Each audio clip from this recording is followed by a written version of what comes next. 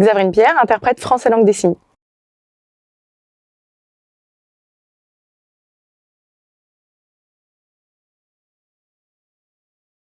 Donc comment j'en suis arrivée à m'inscrire à l'ESIT? En fait, j'ai eu un parcours un peu atypique parce que ça a été une reprise d'études. Donc moi, j'ai commencé mon parcours universitaire par LEA, que j'ai rapidement abandonné pour faire des études d'art plastique. Donc je suis devenue graphiste pendant plusieurs années et je suis partie voyager. Et quand je suis partie voyager, j'ai réfléchi. Je voulais en fait faire découvrir des cultures différentes à des enfants. Le handicap m'intéressait et la langue des signes, c'était aussi quelque chose qui m'intéressait depuis toute petite. Et donc j'ai fait une formation, j'ai travaillé dans une école qui accueillait des enfants sourds pendant 5 ans. Et ensuite, pendant le confinement, j'ai réfléchi à reprendre des études, éventuellement devenir interprète. Et c'est là que je me suis renseignée, que j'ai découvert l'ESIT et que je me suis inscrite d'abord en DU, métier de la communication entre sourds et entendants, et puis ensuite en master pendant 2 ans. Voilà, avec une petite pause au milieu, puisque j'ai eu ma seconde fille durant le master 1. J'ai failli passer à côté de l'ESIT en fait, parce que effectivement, de savoir que j'étais enceinte, moi je me suis un peu mis dans des pensées limitantes, des croyances limitantes, en me disant ça va être injouable, les emplois du temps de jeune maman, avec le fait d'être étudiante, puis je voulais y aller à fond, etc. Et en réalité, ça a été un non-sujet. Pour ma directrice de section, quand j'ai voulu évoquer ma situation, etc., ça a été un non-sujet.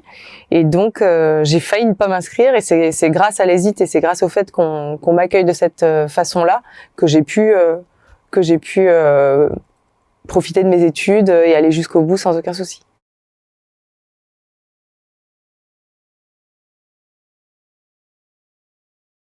Alors l'interprétation, en fait, quand je suis rentrée, je suis partie voyager pendant un peu plus d'1 an après mes années de graphisme. Et donc quand je suis rentrée, j'avais envie de découvrir la langue des signes, mais c'est une envie que j'avais depuis petite déjà. En fait, j'avais vu Emmanuelle Laborie à la télé, qui est une comédienne sourde qui avait reçu un Molière pour la pièce Les Enfants du silence. Et donc j'ai été en formation et puis l'interprétation, ça a quand même déjà germé à ce moment-là.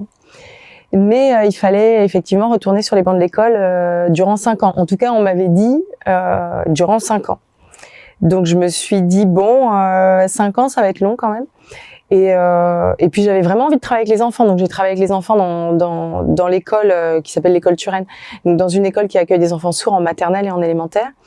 Et c'est au moment, un peu avant le confinement, en fait, il y a un prof sourd avec qui je discutais, puis il est passé comme ça dans la cour, il me regarde, il me fait « mais tu pourrais être interprète, juste à peur ». Donc ça m'a un peu fait réfléchir, et pendant la période du Covid, pendant le confinement, je me suis renseignée et effectivement, je me suis rendu compte que je pouvais m'inscrire en master. Parce qu'on passait de 5 ans à 2 ans, c'était un peu plus réalisable déjà.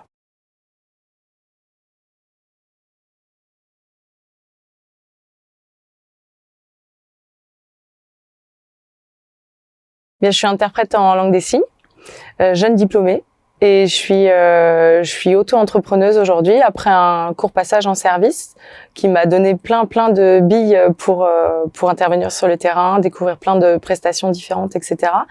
Et aujourd'hui, je suis auto-entrepreneuse et je choisis les personnes avec qui je travaille. Voilà, je suis en direct avec les clients, ce qui est aussi très enrichissant.